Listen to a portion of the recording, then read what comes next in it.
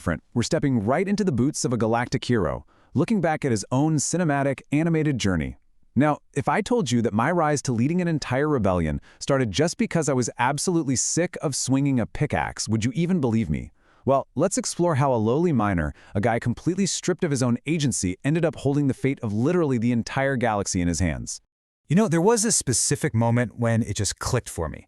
I realized every day we had to work in those mines. We never had a choice about who we were, but now we get to choose.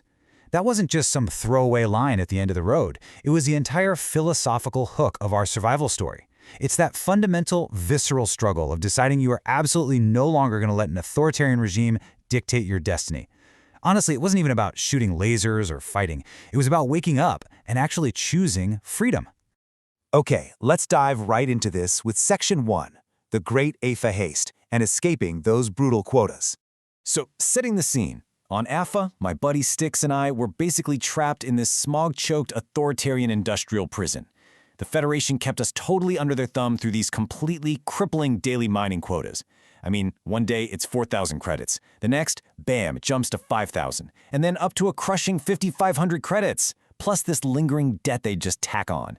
It was a rigged, endless cycle. I couldn't even save up for a basic power drill, let alone a 2 million credit ticket off world.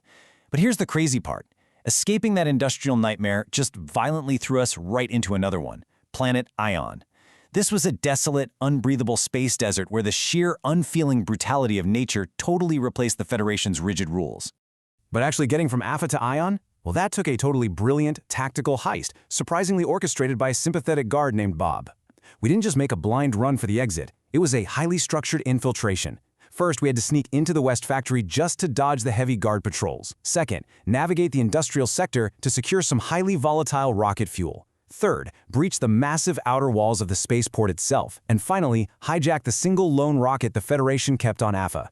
It was high stakes, it was chaotic, but honestly, that methodical planning is the only reason we actually got off the ground. Which brings us to Section 2, Surviving Planet Ion, the Desolate Crucible.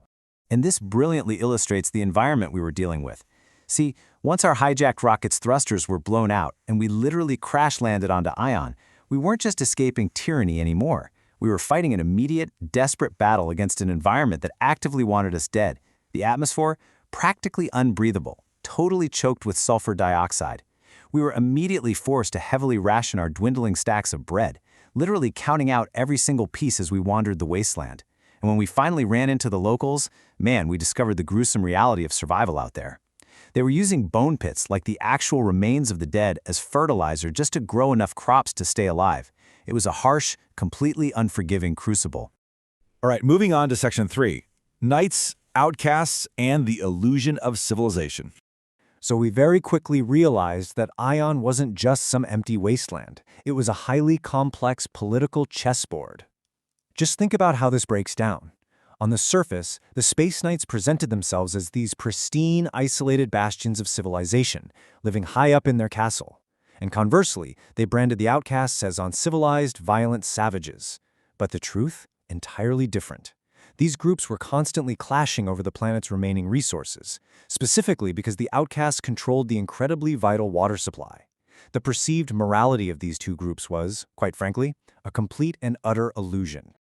And the absolute crucial turning point of this whole betrayal came when I stumbled right into the Knights Science Lab and found a chest absolutely packed with calorite ore. Now remember, calorite is exclusively mined on AFA, so finding it all the way out on Ion meant one undeniable thing. The Space Knights weren't isolated at all. It was a staggering betrayal. They had been receiving secret off-world shipments for years, secretly colluding with the exact same Federation we had literally just risked our lives to escape. Now for Section 4, the Federation's Secret War and the 400-Year Grudge. Now, what's really interesting about this next part is how the political intrigue scaled up dramatically. We ended up meeting former General Joffy, who is this exiled Federation war hero actually living among the outcasts. He laid out the true stakes of the conflict for us with chilling impartiality, basically exposing General Carter's massive secret. He warned us, this isn't just a war to restore humanity's place on the galactic scale, it's a war of eradication. The Federation wasn't simply rearming for defense, guys. They were actively planning an apocalyptic war to completely eradicate a highly advanced alien race known as the Gleeks. To really grasp this, you have to understand the escalating power dynamics at play here. 400 years ago, humanity fought the Greeks and lost horribly, which led to centuries of forced demilitarization and just bitter resentment. With the Greeks still technologically millions of years ahead, General Carter believed fighting them conventionally was totally impossible. So his horrific solution?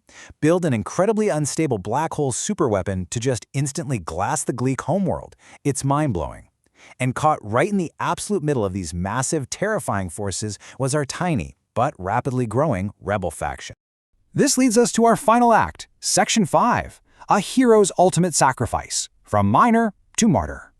The evolution from being just a simple miner, a guy purely worried about affording a basic power drill, to a revolutionary leader shouldering the fate of the entire galaxy, well, it happened blindingly fast. The escalation was just relentless. First off, Styx and I barely survived a massive riot to escape the heavily guarded Kronos prison. Next, we hijacked a literal prison transport ship. Then, we boldly landed right on Earth, infiltrating the Capitol broadcast tower so we could transmit General Joffe's warning to the entire planet. And finally, when the Greek war fleet was accidentally summoned right to our doorstep, we blasted off to directly infiltrate General Carter's heavily guarded space station, deciding we had to stop the superweapon ourselves. So the crucial point is this: when we finally reached the weapon, we realized that standard sabotage just wouldn't cut it. But then we remembered a critical piece of science about wormhole technology that we had learned all the way back on planet Ion. Inorganic matter passes through safely, right? But living organic matter causes a massive, explosive destabilization. It would literally take exactly one living organism entering the black hole's antimatter core to completely destabilize and destroy the entire superweapon. Just one. Facing the total destruction of Earth and the rest of the galaxy, I realized that true agency wasn't just about escaping those AFA mines. True choice sometimes means actively choosing to be the sacrifice that guarantees freedom for everyone else. Stepping into that core didn't just stop the war, it sparked unprecedented political reform across the entire Federation. It's a heavy legacy, and it leaves you with a profound question to take away from all this. When the galaxy is on the line, what price are you truly willing to pay for true freedom? Thank you so much for exploring this incredible explainer with me today, and I'll catch you in the next one.